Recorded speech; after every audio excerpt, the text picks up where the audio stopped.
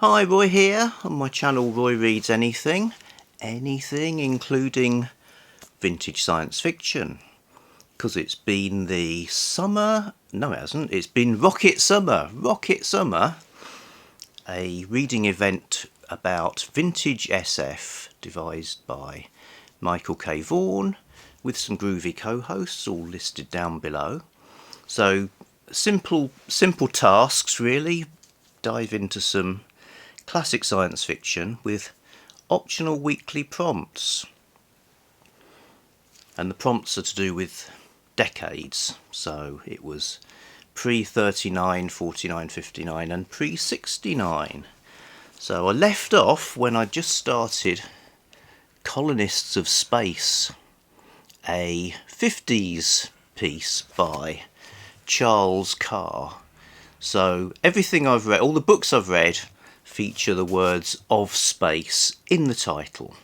So I started with Skylark of Space, then it was The Shores of Space, and I also read Sands of Mars. So not everything I read had of space the title. That was a lie. But it did have of. It did have of, yes, it's very important word. Indeed. And I could have read Currents of Space by Isaac Asimov. Which I reread, in fact. That's really good. Anyway, 50s colonists of space. So this is a guy who mainly wrote westerns, wrote a couple of science fiction books. The other one is a sequel to this, apparently. And spaceship is heading away from a sort of doomed Earth to go to the nearest Earth-like planet with colonism in mind. Colonisation in mind. Colonialism. There's only 156 of them on board. And they seem to come from some kind of American-sounding world government. But the characters are very English. They say things like blimey. The sort of lower echelons of the crew drop their H's all the time. So it's pretty interesting, actually. I enjoyed it. Weird things happen, so the hurtling through space at ridiculously high speeds, probably not actually enough to get you to another star, but leaving that aside, has strange effects on people's bodies. People start aging backwards, which is great, but it's never explained, not even in a pseudoscience kind of way. So whether that's just like things are just going to happen, I'm not going to bother explaining them, they're the sorts of things that happen in science fiction books, or whether the sequel explains it all a bit, I don't know. They arrive at this other planet in the end after a stop off on the way with some jeopardy and a bit of romance. And another colony ship that people thought was lost has actually been there a long time already. And so there is a colony already from Switzerland. And there's a lot of cultural difference, whether it's because the planet has sent them weird, because again there's weird effects, people grow up more quickly and all that kind of thing, or whether it's simply because they're Swiss, who can say. But pretty exciting stuff. I tell you, it doesn't really make sense. I think it made me think that for every sort of famous classic of science fiction, there must be dozens or scores or hundreds of kind of potboilers that people just read at the time. They're perfectly entertaining, a little bit forgettable. Maybe this is one of them. Although, still got that hook of curiosity of what happens next on the planet. So, Colonists of Space. Then for a 1960s pick, I got Invaders of Space by Murray Leinster. Was it Leinster? E-I or I-E? E-I.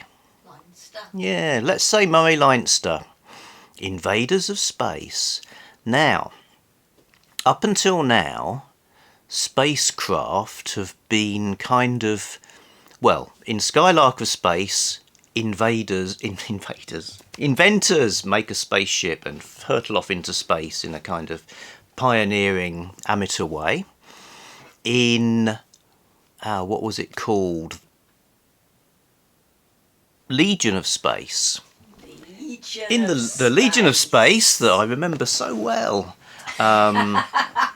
There are spaceships, there's like an armada of the things. It's kind of just something that has been created by Earth. Is it an armada or is it a legion? Make your mind up. And these Colonists of Space ones, it's like it's an official spaceship. In Invaders of Space, we've reached the point where you can have battered old space trawlers and sort of tramps, the equivalent of tramp steamers, and kind of space criminals floating around. So it's got quite all familiar stuff from every science fiction television series, really. So in this, we start off on a sort of space station, and one of these battered old space hulks comes down demanding repairs, and the hero is like, look, your engine, it's some old outdated version, it kind of needs a complete overhaul, I can't fix it, even if you bribe me I won't fix it. So they kidnap this guy who's like a super engineer, and in actually this is an episode of Star Trek, I'm sure, one of the series. They kidnap the super engineer, and it's like, well, you've got, yes, yeah, they kidnap Geordie. Like that episode of Star Trek Next Gen, they kidnap the engineer and they're trying to force him to fix the engine. But he's actually a bit of an action hero kind of guy, so he kind of takes charge because he knows they'll basically die if he doesn't stick around to fix the engine. So he's kind of got the upper hand. Then extra jeopardy, because we know from the beginning he's just about to get married. His fiancee's on some space liner, and it turns out these kidnapping dudes are like really bad hats. They're like space pirates, and they've got a nefarious plot involving this very space liner. So his fiancée is in danger, so he can't just like blow the ship up or whatever. He's got to stick with them and wait for his moment to. So it's a great story. It's a crime story, really, and it's also. I was thinking you could transpose this to the oceans of Earth. And in fact, there's a kind of a nod to Jack London's The Sea Wolf, because the chief baddie is called Larson, like Wolf Larson, in The Sea Wolf, which is great. So in a way, it's unashamedly kind of, science fiction trappings for a rather gritty adventure story, but great fun. Really enjoyed that.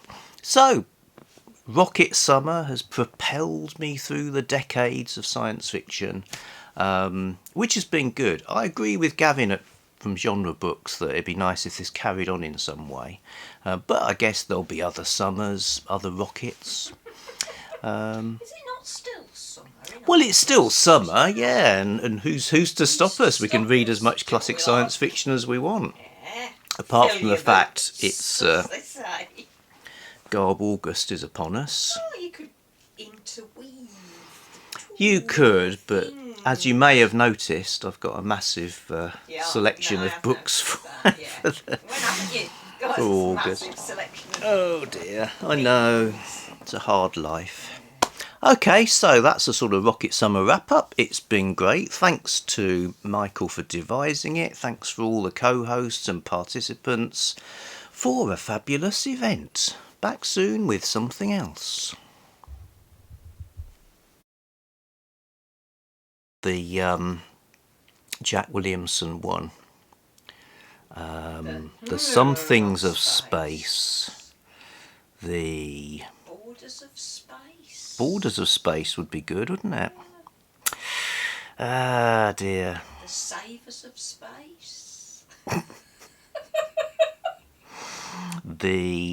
Well, I made up the word armada in that, so yeah, I'm throwing that in. Not trying to armada shame you here, dear. Sorry.